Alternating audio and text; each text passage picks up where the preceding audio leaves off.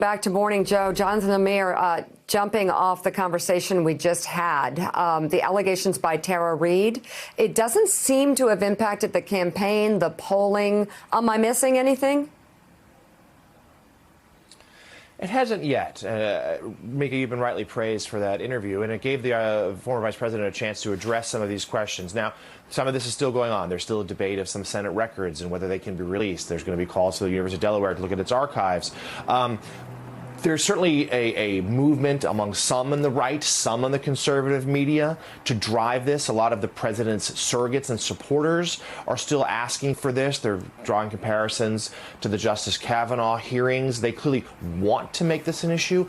But one thing that's missing, at least so far, is the president himself. He hasn't really added any fuel to the fire on this one. He's been deferential to the vice president, says he should be taken at his word. And of course, that's because he himself has been accused of so many sexual allegations of sexual assault and so on, that it seems to be a topic, at least for now, with which he's uncomfortable, Mika.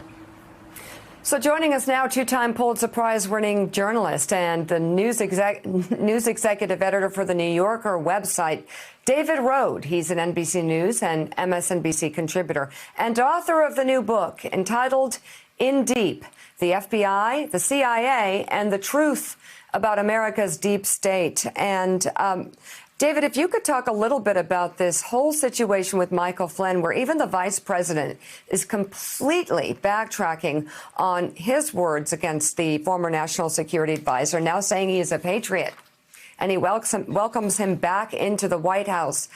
Do you believe there was an ulterior motive here, perhaps not to have Trump pardon him during the election season? I do think that's what happened. I think Bill Barr is doing the president's political bidding, and this is part of a broader narrative of a corrupt Obama administration. I think, in fact, there's less transparency in the Trump administration, and President Trump is claiming he's a victim of a deep state. My book investigates this. I did not find any evidence of a deep state. So I think in the guise of stopping a coup that does not exist, President Trump is creating his own deep state. We don't know why Bill Barr is making these decisions. Bill Barr is blocking access to the president's tax returns. Rudy Giuliani is carrying out a private foreign policy for the president. So it's a strange time, but this is all highly unusual, and no attorney general has acted this way since Watergate. Jonathan Lemire, one of the problems with this White House is one could never have imagined a lot of what has taken place to take place. Is there, you just wonder, what's the oversight arm for a situation like this? No, we are in a new world right now, Mika, and certainly in terms of Michael Flynn, there's been speculation about him rejoining the administration, perhaps, and certainly that he could become a campaign star, whether virtual or otherwise. That he's a real cause célèbre on the right. David, I wanted to ask you though: this is reflective, it seems, of some more changes, perhaps, among the nation's top law enforcement, federal law enforcement, and intelligence. We have the new DNI Ratcliffe now in the game, and we heard the president on Friday in his Fox and Friends nearly hour-long interview ruminating about Christopher Wray, the FBI director. And he was asked, he certainly intimated that he was unhappy with Wray. He didn't guarantee that his job was safe. We've reported there have been flashes in the past where the president has been very unhappy with Wray, holding him responsible for some of the so-called deep state actions against him. What are you hearing? How secure is Chris Wray in that post right now? I spoke to an official close to Wray, and they're hoping he would not be removed until after the election in November, but he's clearly in trouble. And the bottom line here is that this campaign of taking political control of the Justice Department is working. Taking control of the intelligence community and using it for political purposes is working. John Ratcliffe will likely be confirmed by Republicans on the Senate Intelligence Committee. And then you remove Wray from the FBI. So, again, this is extraordinary. You'll have the intelligence community saying the virus did come from a lab in Wuhan, China.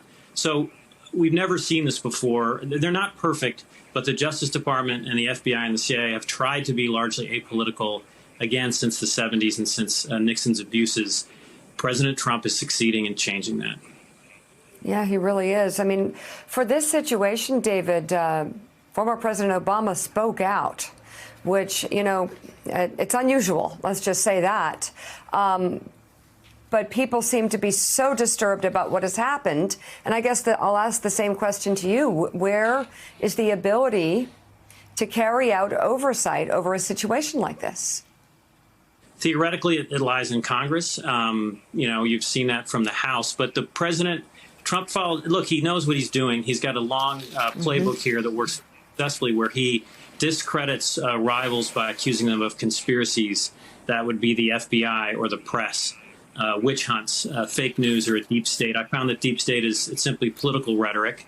FBI officials I talked to stand by their investigation of Michael Flynn. He had attended a dinner with Vladimir Putin. He'd been paid for that dinner.